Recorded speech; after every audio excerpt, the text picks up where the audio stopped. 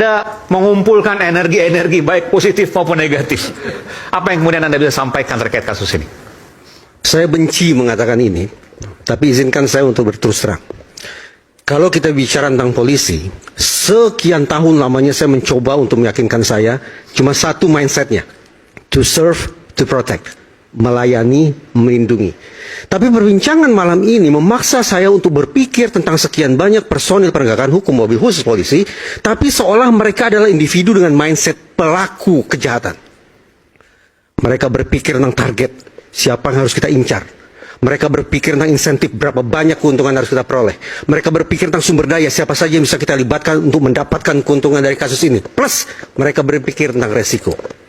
Target, insentif, sumber daya, resiko. Sesungguhnya ini adalah isi kepala pelaku kejahatan berencana. Tapi sayang beribu sayang, tragis memang, malam ini sekali lagi saya dipaksa untuk berpikir tentang sekian banyak personil dari Polres Jakarta Selatan, seolah-olah mereka adalah pelaku kejahatan dengan mindset kejahatan berencana sedemikian rupa. Ini sangat tragis. Suka tidak suka, kasus ini tampaknya merupakan sebuah potret kecil, dan saya yakin bukan satu-satunya, yang seolah ingin membuktikan pembenaran atau memberikan pembenaran atas pernyataan Presiden Prabowo Subianto dalam Rapimnas TNI Polri. Dalam konteks perbincangan kita, ketika polisi kerjanya semrawut, maka polisi justru barangkali akan berkontribusi bagi Indonesia sebagai negara gagal atau failed state. Sungguh-sungguh saya tidak ingin itu terjadi. Karena itulah sejak awal saya katakan, saya benci mengatakan ini, tapi realitasnya hati saya mengatakan hal seperti itu. Karena itu, saya berterima kasih Pak Arief selaku Komisioner Kompolnas berjanji akan mengawal kasus ini. Tapi lagi-lagi saya tidak puas, Pak. Pernyataan Bapak tentang mengawal kasus ini berhenti hanya pertanggungjawaban etik. Saya sebetulnya ingin bertanya, tidak harus dijawab. Dalam kasus pemerasan terhadap sekian banyak warga negara Malaysia, adakah mekanisme pidana yang ditegakkan terhadap sekian banyak personel? Saya tidak tahu. Sepanjang pemberitaan yang bisa saya simak di media, lagi-lagi, pertanggungjawaban hanya ditagih kepada sekian banyak personil polisi itu hanya lewat mekanisme etik. Padahal itu pidana. Saya yakin itu pidana. Demikian pula pada kasus yang satu ini, saya sudah mulai menangkap, mudah-mudahan saya keliru Pak, tapi dengan segala hormat saya sudah mulai menangkap ada gelagat yang sama. Bahwa Kompolnas, malam ini diwakili oleh Pak Arief, tampaknya juga hanya akan mengawal dari sisi etik. Pidana tidak terucap walau satu kata pun dari Bapak. Apa yang menjadi sikap Bapak itu? Tolong saya dikoreksi, sekiranya saya keliru tafsir. Tapi pernyataan Bapak yang berhenti pada etik itu, lagi-lagi mengingatkan saya pada istilah yang dalam psikologi forensik disebut sebagai Blue Curtain Code, kode tirai biru.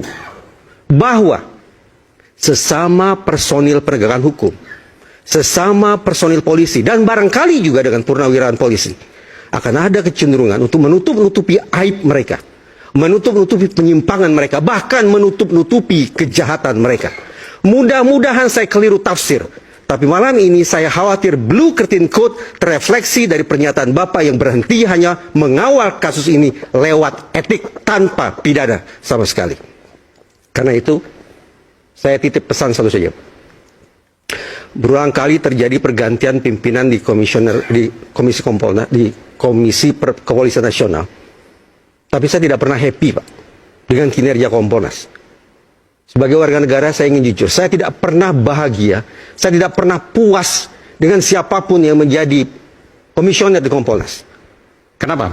Karena menurut saya, paling tidak hari ini, Kompolnas seolah berperan lebih sebagai divisi humas Mabes Polri.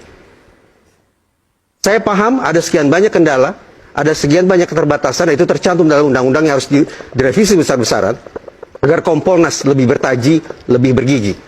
Tapi itu tadi, realitasnya adalah, saya khawatir betul bahwa dalam kasus ini, yang barangkali juga terjadi pada kasus pemerasan terhadap sekian banyak warga negara Malaysia, yang terjadi adalah Blue Curtain Code, kode tirai biru. Bahkan Komisioner Kompolnas pun malam ini diwakili oleh Bapak terkesan paling tidak akan mencoba untuk memagari pengungkapan kasus ini dan akan mencoba membatasi pertanggungjawaban para personil hanya lewat etik belaka.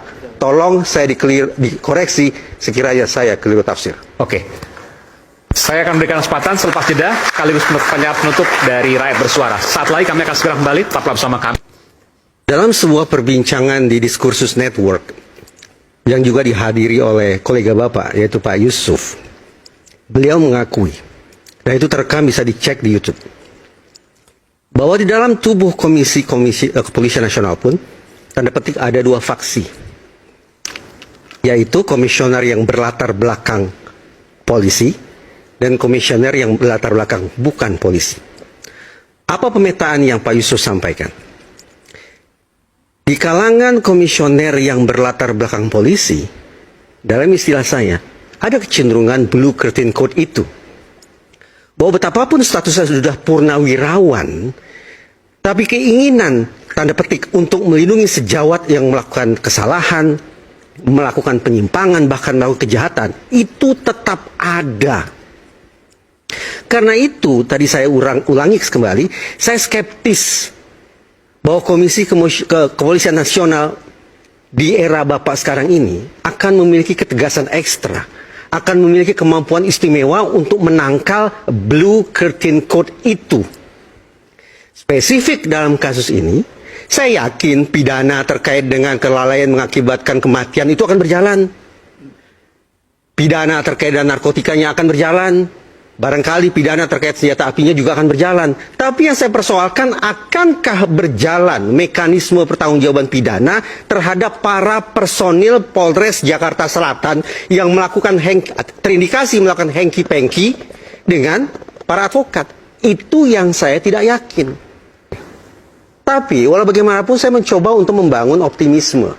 Silakan Bapak respon sekiranya dianggap perlu. Eksplisitkan janji Bapak, tekad Bapak, bahwa kali ini Komisi Kepolisian Nasional akan bisa meyakinkan otoritas Mabes Polri bahwa bukan semata-mata mekanisme etik yang akan ditegakkan kepada sekian banyak personil polisi yang terindikasi sudah melakukan penyimpangan itu, tapi juga tegakkan mekanisme pidana terhadap mereka.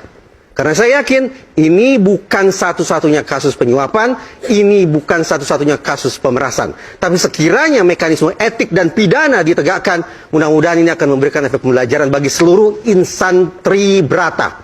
Saya tidak punya pilihan untuk mencintai Korps Polri.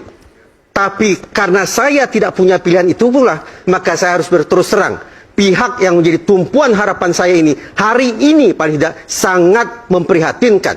Gambaran polisi sebagai pihak yang berkontribusi bagi Indonesia sebagai negara gagal tampak di depan mata saya. Tolong dikoreksi agar itu tidak menjadi nyata. Oke. Dan sedikit yang disampaikan jawaban tadi, sedikit aja. Sedikit aja Pak, silakan. Bang Reza, Tantangan tadi untuk terima kasih. ditegaskan misalnya. Keep my word. Jadi jadi percayalah, jadi selama kami masih menjabat di Komisi Kepolisian Nasional, kami akan berbuat yang terbaik, Bang. Kecuali kalau saya punya background yang suram di masa lalu, ya kan? Jadi kami akan berbuat yang terbaik untuk mengawal setiap penegakan hukum yang dilaksanakan oleh kepolisian. Itu, Bang. Yang dikatakan. Silakan.